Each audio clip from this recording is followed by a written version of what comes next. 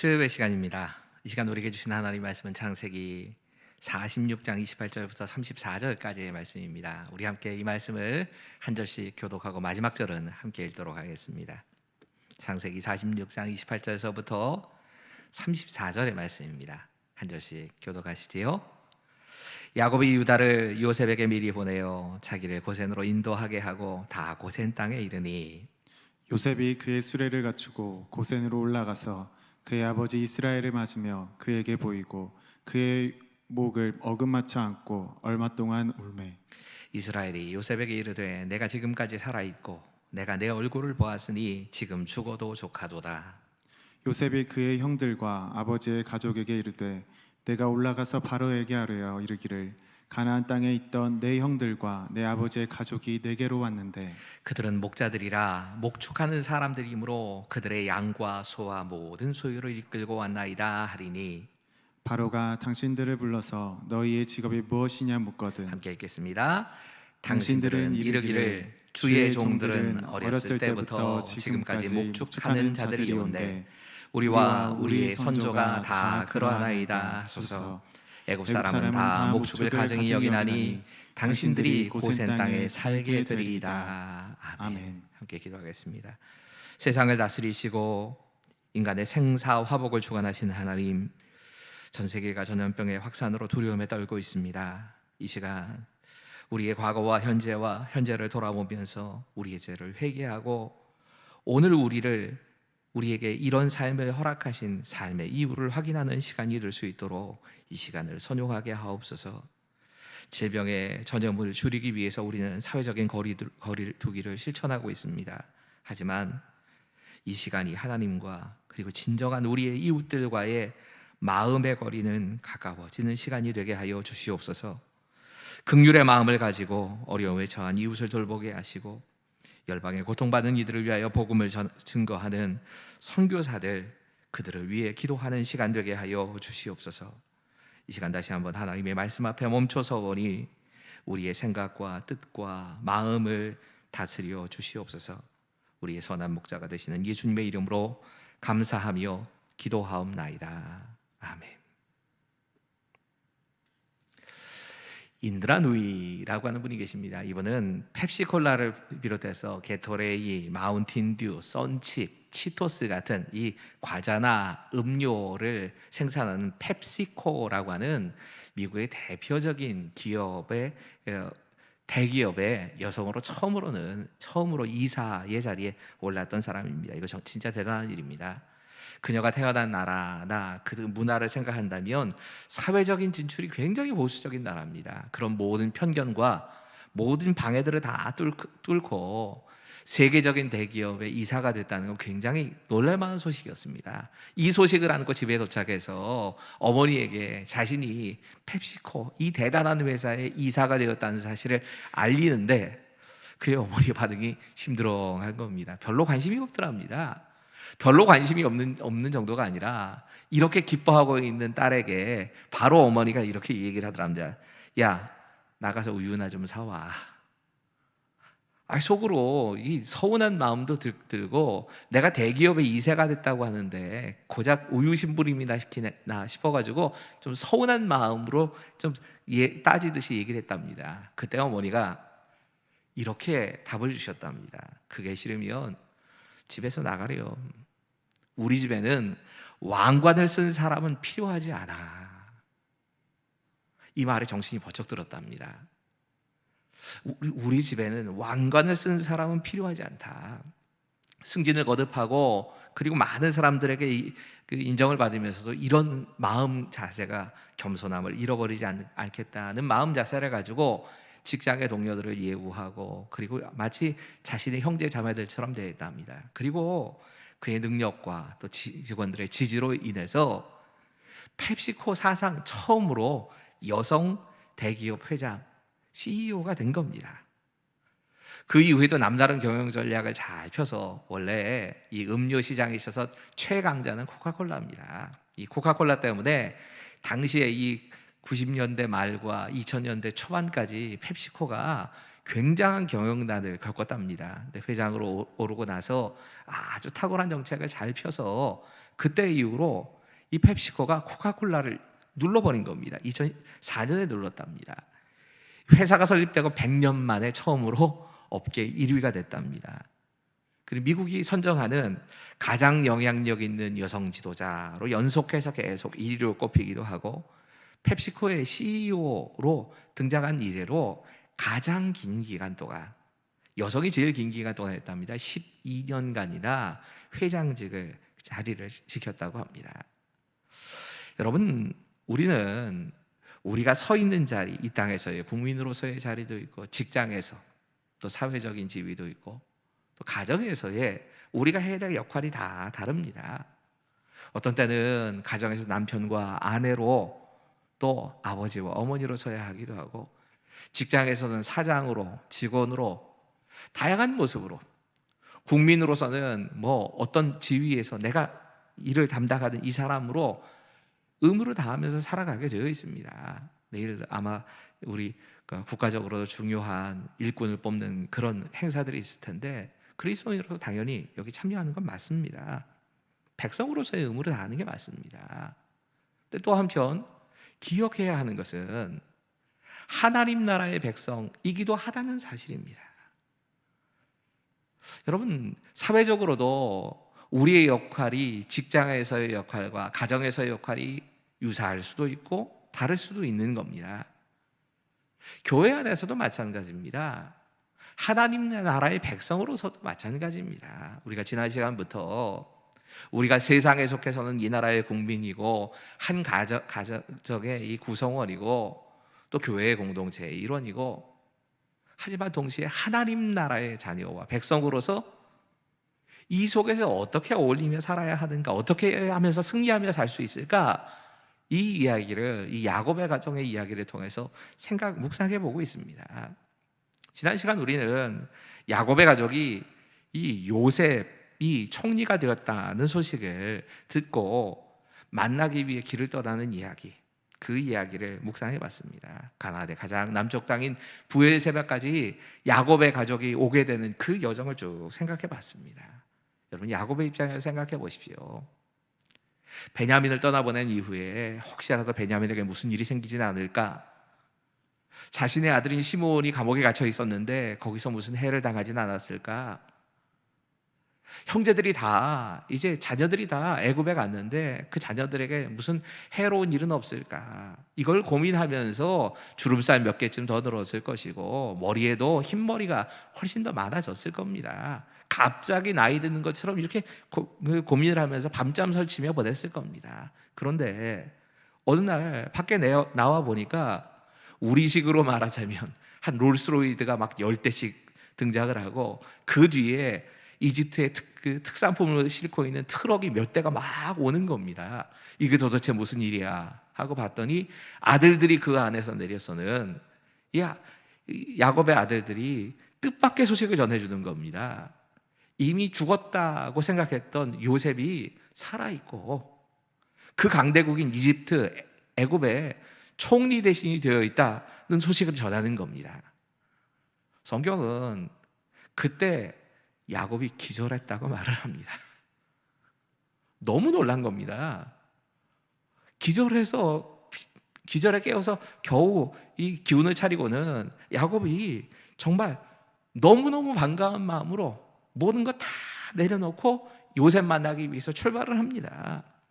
22년 전에 죽었다 하는 요셉, 그 요셉의 소식을 들을 때 자신의 모든 소망이 끊어진 것처럼 슬피 울던 야곱이 이제는 그 요셉을 만나기 위해서 이 요셉을 만나려고 하는 그 길을 떠난 겁니다. 그리고 부엘세바까지 도착했습니다. 근데 이 부엘세바에 도착했을 때 야곱이 이곳에서 하나님께 예배를 드립니다. 여러분, 믿음의 사람인 야곱이 하나님께 제사를 드렸다, 예배를 드렸다고 하는 건 너무 당연한 일입니다. 이상한 일 아닙니다. 사실 이 부엘세바에서 그의 할아버지 아브라함도 여기서 제사를 드렸고, 아버지인 이삭도 이곳에서 제사를 드렸습니다. 문제는 야곱의 마음이 단순하지 않았다는 겁니다. 그날 이 제사 예배가 끝난 후에 하나님께서 야곱에게 찾아오십니다. 그리고 말을 거시는데 하나님의 말씀이 야곱에게 두려워하지 말라고 말씀하십니다. 이 말은 야곱의 마음에 두려움이 가득 차 있었다는 얘기입니다. 야곱이 두려워했다는 뜻입니다. 도대체 야곱이 무엇을 두려워했을까? 아마도 이 한 번도 가보지 못한 것, 세계 최강대국이었던 이집트 땅으로 자신이 발을 디뎌야 한다는 게 이게 두려웠을 수도 있습니다. 자기 나이가 이미 나이가 많이 차면 다른 사람들과 다른 문화에서 적응해서 산다는 게 쉽지 않습니다. 익숙한 곳을 떠나가지고 이집트에 가서 적응해서 산다는 것 자체가 두려웠을 수도 분명히 있습니다. 하지만 그보다 더 큰 두려움이 있었습니다. 그건 하나님이 약속하신 하나님의 약속의 땅 가나안을 떠나야 한다는 겁니다. 분명히 하나님께서 약속하시고 그 조상들에게 머물라 하신 땅, 아브라함과 이삭에게 이 머물게 하시고 주시겠다 하신 그 땅인 가나안을 떠나서 할아버지 아브라함이 큰 낭패를 봤던 그 이집트, 아버지 이삭에게는 하나님께서 아예 가지 말라고 말씀하셨던 그 애굽을 향해서 가야 한다고 하는 것, 이게 야곱에겐 두려움이었습니다. 그때 하나님이 야곱에게 말씀하십니다. 하나님께서 이 모든 일을 주관하고 계신다. 이집트로 떠나는데 내가 분명히 너희들을 여기 보내는 이유가 있다. 내가 그때마다 너희를 보호해 줄 것이고 이집트에서 너희가 한 민족으로 성장하게 될 것이고 이집트에서 너희가 문화적인 혜택을 누리면서 한 국가로서 잘 성장하고 훈련되어서 가나안 땅을 차지하러 돌아오게 될 것이다. 약속을 해주시는 겁니다. 오늘 말씀은 바로 이 다음 사건입니다. 사건으로 보자면 다음 사건입니다. 야곱과 요셉이 극적으로 만나는 겁니다. 여러분, 얼마나 아름답고 눈물 나는 장면이었겠습니까? 요셉의 입장에서도 그렇고 야곱의 입장에서도 마찬가지지요. 형들의 미움을 받아서 노예로 팔려갔던 그 요셉이 하나님의 은혜로 애굽의 총리 대신이 되었고, 그렇게 잊혀진 존재로 살고 있던 자신이 이제 하나님께서 높여주셔서 이방 사람들에게도 높임을 받고 가족과의 관계가 회복되는 그런 현장이 벌어진 겁니다. 야곱의 입장에서도 이제는 죽었다 포기하고 살던 그 요셉을 다시 만나게 되는 장면이 오늘 본문인 겁니다. 그 사랑하는 아들과의 상봉의 장면을 그리면서 오늘 본문 28절부터 30절은 이렇게 말씀을 하고 있습니다. 우리 함께 조금 길지만 같이 소리를 내어서 읽겠습니다. 시작. 야곱이 유다를 요셉에게 미리 보내어 자기를 고센으로 인도하게 하고 다 고센 땅에 이르니 요셉이 그의 수레를 갖추고 고센으로 올라가서 그의 아버지 이스라엘을 맞으며 그에게 보이고 그의 목을 어긋맞춰 안고 얼마 동안 울매 이스라엘이 요셉에게 이르되 내가 지금까지 살아있고 내가 네 얼굴을 보았으니 지금 죽어도 조카도다. 여러분, 요셉의 입장에서 이 말을 들을 때 어떤 생각이었을까요? 가족 가운데 특별히 아버지 야곱은 자신이 22년 떠나온 지 22년이나 지나고 100세가 넘었기 때문에 아버지가 살아있을 것을 어쩌면 기대를 못했을 수도 있습니다. 만약에라도 이 순간 요셉이 야곱을 만나지 못했다면 평생의 한이 됐을 겁니다. 그런 안타까움이 있었을 겁니다. 하나님이 아버지를 만날 수 있는 복을 허락하신 겁니다. 야곱의 입장에서도 마찬가지입니다. 그런데 이 두 가지 사건, 브에세바에서 하나님께 제사를 드리고 하나님께서 응답하신 사건과 이 야곱의 가족이 요셉과 만나는 이 사건 사이에 좀 지루하게 보이는 기록이 끼어 있습니다. 여러분, 요셉의 요청으로 애굽까지 내려간 야곱의 가족들 70명의 이름이 하나하나 다 기록되고 있다는 겁니다. 지금 읽지는 않았습니다. 근데 그 이야기가 쭉 기록되고 있습니다. 솔직히 성경에서 이런 부분을 만나면 좀 띄워놓고 싶지 않으십니까? 성경 통독하다 보면 가끔 그런 때가 있어요. 제가 대체적으로 민수기나 레위기를 읽으시면서 성경 통독 실패하시는 분들을 많이 보는데 사람 이름 너무 많이 나오다 보니까 시간도 가고 이 사람들 도대체 뭐 때문에 이렇게 자세하게 기록하나? 나하고 상관도 없는데 이런 마음을 가지고 사람들의 이름을 봤던 일이 꽤 있습니다. 그런데 성경에는 의미 없는 기록은 없습니다. 하나님께서 이렇게 그들의 이름을 다 적어두셨다면 이들의 이름을 기록하신 데는 하나님의 뜻이 있는 겁니다. 여러분, 우리가 세상 가운데 하나님의 백성으로 살아가기 위해서 지금 이 메시지도 놓치면 안 됩니다. 오늘 본문에서 우리가 처음으로 생각해 봐야 될 메시지는 이겁니다. 같이 읽겠습니다. 시작. 하나님은 나의 이름을 알고 계십니다. 여러분, 생각해 봐야 합니다. 이 본문에서 하나님께서 우리에게 알려주시려고 하시는 하나님의 뜻이 무엇일까? 하나님은 하나님의 뜻과 하나님의 섭리에 따라서 이 가나안 땅을 떠나서 이집트로 오게 된 이 사람들 한 사람 한 사람, 이 가족들 한 사람 한 사람에 대해서 다 관심을 갖고 계셨다는 겁니다. 야곱을 따라서 간 이 가족의 명단에 우리는 이 사람이 뭘 했는지 성경에 기록이 없으니까 잘 알지도 못하고 별로 중요해 보이지도 않는 사람들의 이름이 계속 기록이 됩니다. 하지만 그들도 역시 하나님의 뜻을 이루는데 동참한 사람들이었던 겁니다. 그리고 그 사람들 한 사람 한 사람에 대해서 하나님께서 기억하고 계시다. 이 사실을 성경은 말씀하고 있는 겁니다. 요한복음 10장 14절과 15절에 예수님께서 예수님과 우리의 관계를 이야기하면서 이렇게 말씀하십니다. 나는 선한 목자라.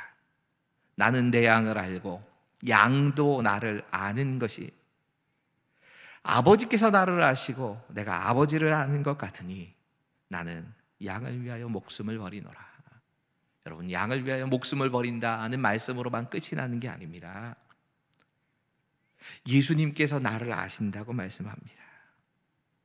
선한 목자가 되신 예수님께서는 내가 양을 알고 양도 나를 안다, 이런 개인적인 관계를 맺고 계시다고 말씀하시는 겁니다.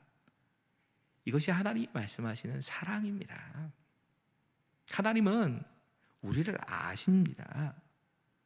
사단은 우리에게 계속해서 거짓말을 해야 됩니다. 야, 네 모습 한번 생각해봐. 너같이 초라한 자를 하나님이 아실 리가 있냐? 사랑하실 수가 없다. 이 세상에 이 많은 사람들이 있는데 그 많은 사람들 가운데 너 한 사람쯤을 하나님께서 기억하시겠어? 하나님 몰라. 아니, 네가 한 짓 한번 생각해봐라. 하나님이 아셔도 곤란하지 않을까? 네가 하나님 앞에 했던지, 네가 살아가면서 한 짓을 생각해봐. 뻔뻔스럽게 어떻게 하나님 앞에 나가냐? 네, 이건 거짓말입니다. 하나님 우리를 아십니다.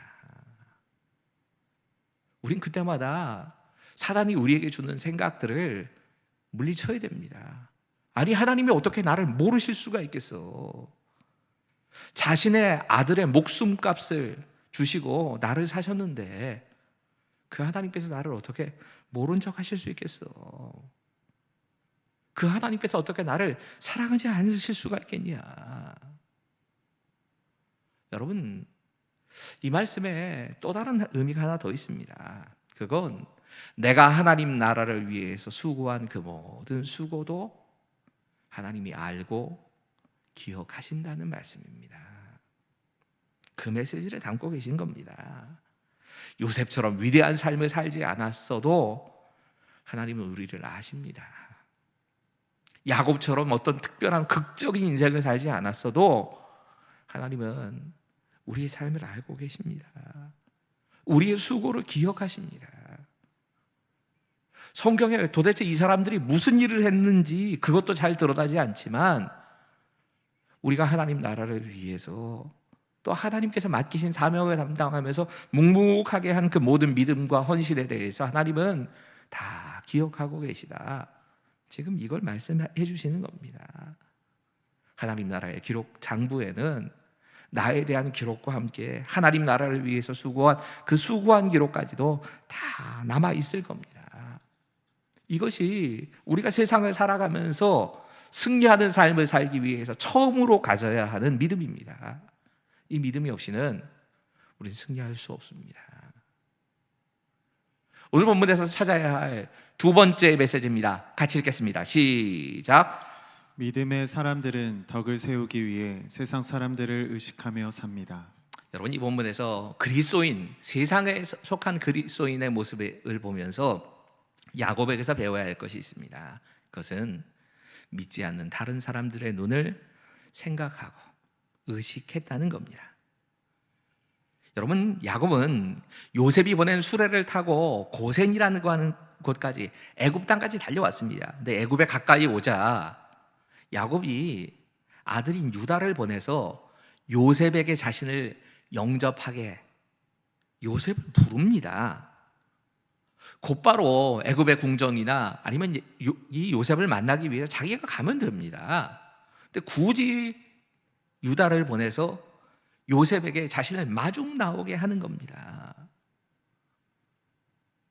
이 만남에 대해서 요셉이 준비하고 신중하게 조심스럽게 지금 가까이 가는 겁니다. 사실 요셉의 안내를 받아서 고센 땅까지 왔습니다. 요셉이 여기까지 오라고 말했으니까. 그리고 그 고센 땅에서 자신을 찾아온 야곱을 만나는 겁니다. 왜 이렇게 야곱이 조심스럽게 행동을 했을까?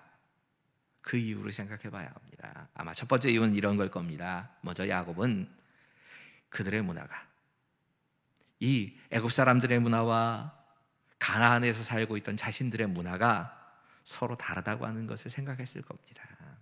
이걸 알았던 겁니다. 야곱과 그 가족들은 애굽의 문화가 어떤지를 모릅니다.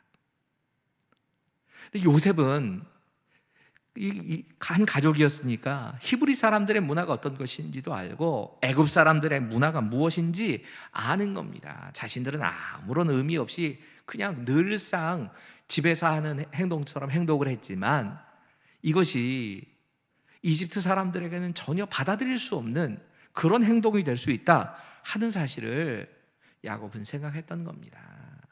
그래서 히브리 문화도 알고 애굽의 문화도 잘 알고 있는 요셉의 지시를 받아서, 요셉의 인도를 받아서 애굽 땅까지 들어가게 된 겁니다.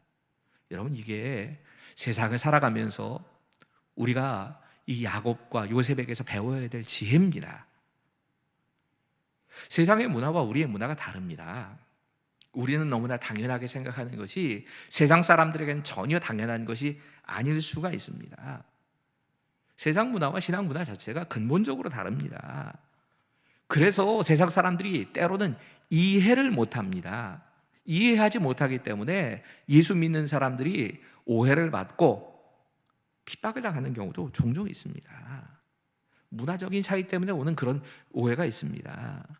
우리가 신중하게 행동하지 않으면 많은 오해를 불러일으킬 수 있고 전도의 문이 막힐 수 있는 겁니다. 하나님의 영광도 가려질 수 있습니다.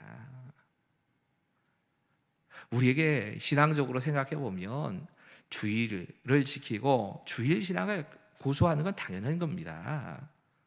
그럼에도 불구하고 모든 안전 대책을 다 세우면서도 이 주일 예배를 늦추고 그럴 수밖에 없었던 이유도 이겁니다. 세상 사람들과 소통할 수 있는 한 최선의 소통을 다하고 그리고 하나님의 명령도 따르고 이런 자세가 우리에게 필요합니다. 전도할 때도 마찬가지입니다. 강요하지 않고 가능하면 이해시키려고 애를 써야 하는 겁니다. 내 입장에서가 아니라 믿지 않는 사람들의 입장에서 이것이 어떻게 비춰질까를 늘 고민하면서 가야 됩니다. 그리고 그것에 대해서 세상에 투명하게 보여줘야 될 필요가 있습니다. 우리는 다른 사람들을 이해하고 배려하려고 애를 써야 합니다.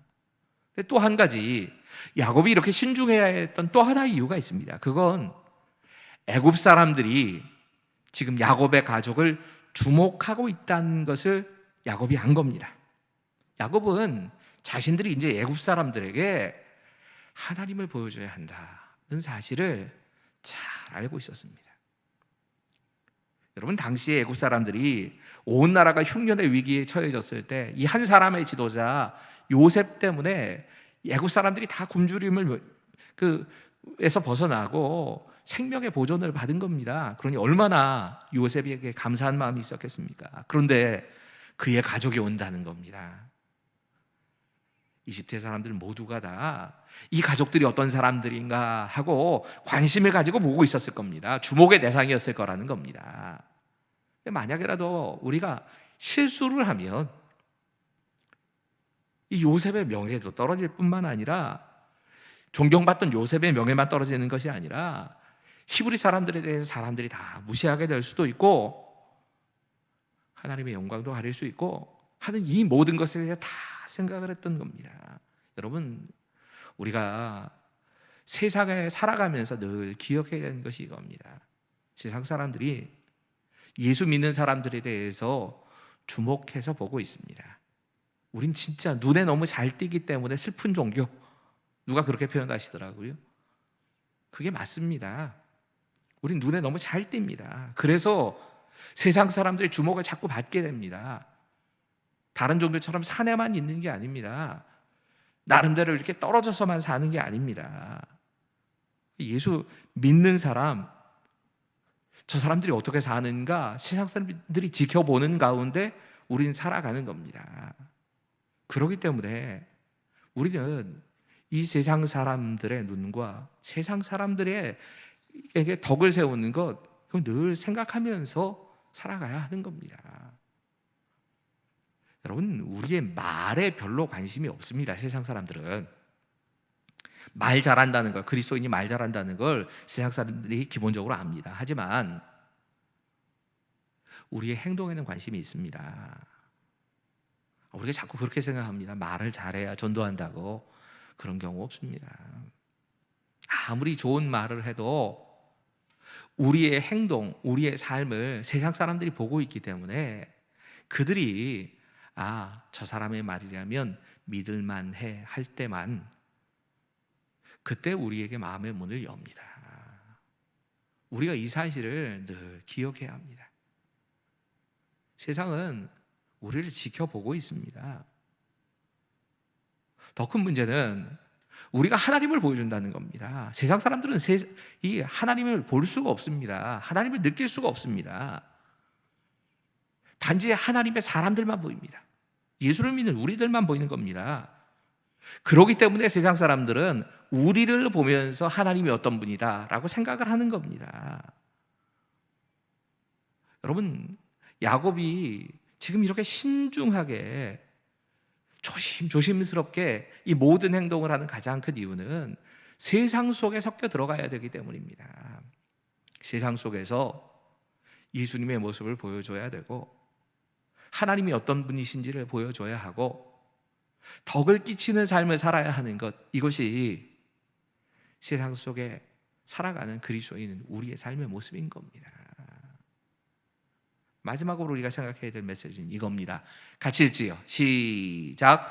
그리스도인은 돌아갈 본향을 바라보며 구별된 삶을 살아야 합니다. 여러분, 왜 야곱이 고센 땅에 머물게 되었는가 하는 이유를 마지막으로 좀 생각을 해봐야 합니다. 이것이 세상에 섞여 사는 그리스도인들인 우리의 모습이기도 합니다. 오늘 본문을 가만히 읽다 보면 요셉이 아주 의도적으로 고센 땅을 선택했고 그리고 고센 땅에 그 가족을 정착시켰다는 걸 알 수 있습니다. 근데 더 정확하게 말하자면 이건 하나님이 하신 일이었습니다. 하나님께서 굳이 고센 땅이라고 하는 땅을 선택하시고 거기에 정착시키려고 하신 겁니다. 우리 함께 33절과 34절의 말씀을 같이 읽지요. 시작. 바로가 당신들을 불러서 너희의 직업이 무엇이냐 묻거든 당신들은 이르기를 주의 종들은 어렸을 때부터 지금까지 목축하는 자들이 온데 우리와 우리 손조가 다 그러하나이다 하소서. 애굽 사람은 다 목축을 가증히 여기나니 당신들이 고센 땅에 살게 되리이다. 여러분, 생각해 보셔야 합니다. 왜 굳이 요셉이, 아니 하나님이 이곳 고센 땅을 고집하고 이곳에 머물게 하셨을까?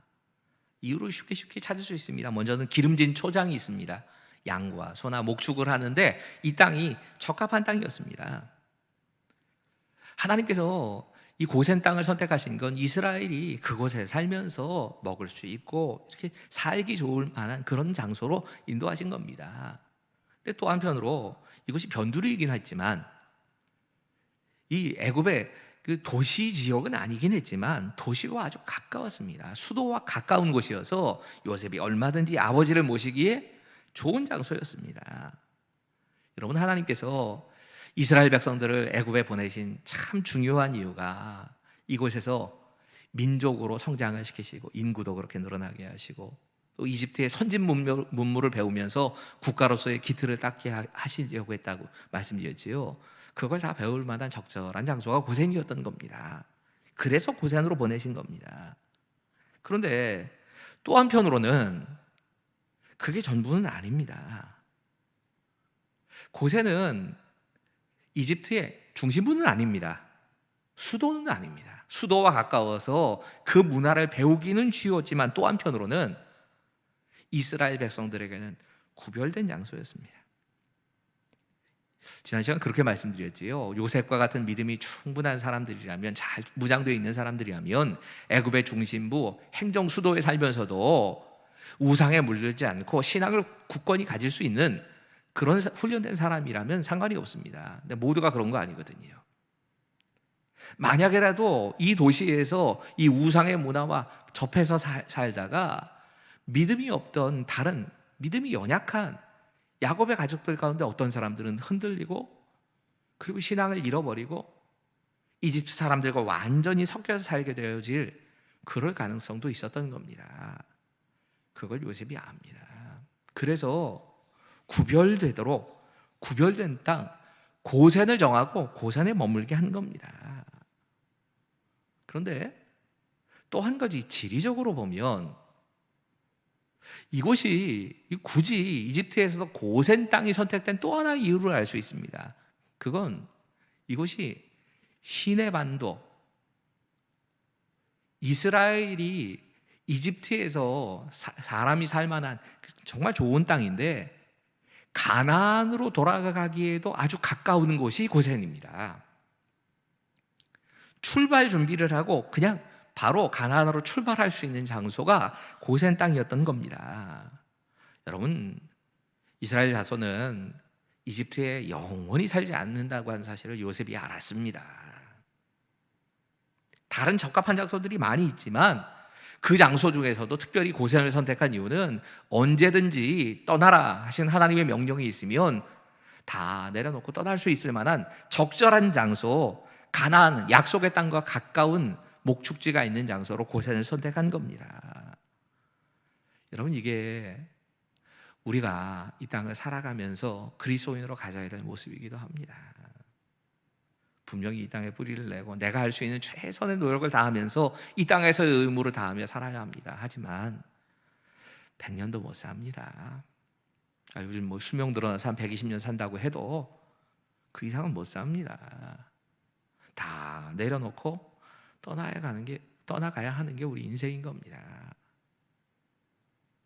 늘 하나님의 나라, 내가 돌아가야 할 본향을 늘 생각하면서 그 준비하면서 언제든 하나님이 부르시면 떠나갈 준비를 하면서 사는 것, 이게 고센 땅을 선택하신 하나님의 이유입니다. 이게 우리가 세상을 살아가는 자세인 겁니다. 오늘 본문 준비하는데 한 목사님이 이 본문을 강해하시면서 자신이 마치 스포츠 경기의 해설자 같지 않은가 하는 글을 쓰신 걸, 컬럼으로 쓰신 걸 봤습니다. 진짜 공감이 많이 됐습니다. 스포츠 경기를 이렇게 해설하는 해설자들은요, 적어도 지금 경기를 뛰고 있는 현역 선수들에 비해서는 실력에 있어서는 비교가 안 됩니다. 물론 해설자가 될 만큼 했다면 이 사람이 경험도 많을 것이고 또 현역 시절에는 어쩌면 그 뛰고 있는 선수들보다 더 잘 뛰었을지도 모릅니다. 하지만 이미 은퇴한 거 5년, 10년 지나가고 나면 현역 선수들과 같이 겨루어서 뛰면 해설자들이 절대로 못 이깁니다. 그런데 해설을 할 때 가만히 그 내용을 들어보면 현역 선수보다 자기가 훨씬 잘하는 것처럼 해설을 합니다. 그리고 이 해설이 이론적으로는 딱 맞습니다. 그래서 이 해설자의 말대로 정말 하면 이길 겁니다. 경기에서 질 일이 별로 없을 겁니다. 꼭 이게 목사가 성도들과의 관계가 이런 모습이 아닐까 하는 이야기를 가지고 글을 쓰신 겁니다. 여러분, 목사가 때로는 성도들을 향하여서 이렇게 살아야 합니다 라고 하는 이야기를 해야 될 때가 많습니다. 그런 경우 많지요. 직장 생활은 이렇게 해야 합니다, 가정에서는 이렇게 살아내야 합니다 하는 이야기들을 전합니다. 근데 실제로 생생하게 현장에서 뛰는 성도님들보다 진짜 세상에서 부딪히면서 살면 제가 더 못 살 수도 있습니다. 여러분이 훨씬 더 실력이 높을 수도 있습니다. 아니, 그럴 겁니다. 수도 있는 게 아니라 제가 세상 속에서 살아간다면 여러분들이 훨씬 더 하나님의 뜻에 가깝게 사시고 저는 그러지 못할 확률이 훨씬 많습니다. 그래서 스포츠 경기에 꼭 해설자 같은 때가 있습니다. 하지만 그럼에도 불구하고 목사는 담대하게 말씀 전합니다. 이유는 제가 전하는 말씀이 진리이기 때문입니다. 제가 전하는 말씀이 지금도 살아계신 하나님의 말씀인 것을 믿기 때문입니다.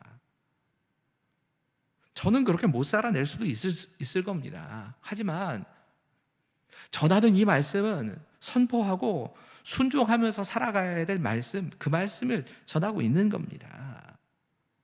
여러분, 오늘 사실 이 세상 속에서 살아가는 그리스도인의 모습, 이 모습에 대해서 우리가 묵상하면서 가져야 될 이 자세도 마찬가지입니다. 애굽 땅에 살지만 애굽 사람들과 어울려서 똑같이 살지는 않고 거룩함을 지키면서 살고, 그러면서도 또 그들과 함께 살면서 가나안 약속의 땅을 의식하면서 세상 사람들이 나를 지켜보고 있다, 이 사실을 생각하며 사는 것, 이게 다 떨어져 있는 얘기가 아닙니다. 이것이 하나님께서 우리에게, 그리스도인 우리에게 요구하시는 거룩한, 세상 가운데 살아가는 거룩함의 모습입니다. 사도 바울은 우리 그리스도인의 모습을, 그리스도인의 삶을 로마서 12장 2절에 이렇게 설명을 하고 있습니다. 너희는 이 세대를 본받지 말고 오직 마음을 새롭게 함으로 변화를 받아 하나님의 선하시고 기뻐하시고 온전하신 뜻이 무엇인지 분별하도록 하라. 여러분, 우리는 세상에 속해 살다가 이제 세상으로부터 구원을 받은 사람입니다. 하나님께서는 우리에게 세상의 복음을 전하라고 우리를 부르셨고, 하나님의 뜻을 해가면서 살라고 우리를 세상 가운데로 보내셨습니다. 분명히 우리는 세상 가운데 살지만 구별된 삶을 사는 게 맞습니다. 그리고 그러려면 우리는 하나님께서 나를 기억하고 계시다, 또 우리가 돌아가야 될 본향은 따로 있다, 이 사실을 생각하며 살아가야 하는 겁니다. 때로는 너무 하나님의 말씀대로 순종해서 사는 것이 어려울 때도 있습니다. 하지만 하나님 나를 기억하고 계십니다. 내 삶을 책임져 주십니다. 그리스도인들은 덕을 세우는 사람입니다. 믿음을 위해서, 하나님의 영광을 위해서 우리는 구별된 삶을 살아야 할 사람들입니다. 이것이 오늘 저와 여러분에게 주시는 하나님 말씀입니다. 기도하겠습니다. 작은 야곱의 가족을 선택하시고 이 야곱의 가족의 이야기들을 통하여서 우리의 삶을 인도해 가신 하나님, 그들을 변화시켜 주셨던 그 하나님의 은혜가 우리 가운데도 임하기를 원합니다. 세상을 살아가면서 하나님께서 우리를 부르셨고 우리의 모든 것을 기억하고 계신다는 사실을 생각하며 승리하는 삶을 살게 하여 주시옵소서. 돌아갈 본향을 바라보면서 구별된 삶을 살아가게 하옵소서. 아직은 다 이해 못해도 그 가운데도 하나님의 뜻이 이루어지고 있음을 늘 확신하며 믿음을 잃어버리지 않도록 우리 안에 역사해 주시옵소서. 우리 모두에게 하나님의 뜻과 하나님의 은혜를 발견하는 하루하루를 살아갈 수 있도록 우리의 삶을 인도하여 주시옵소서. 우리의 삶의 참된 목자가 되시는 예수님의 이름으로 감사하며 기도하옵나이다.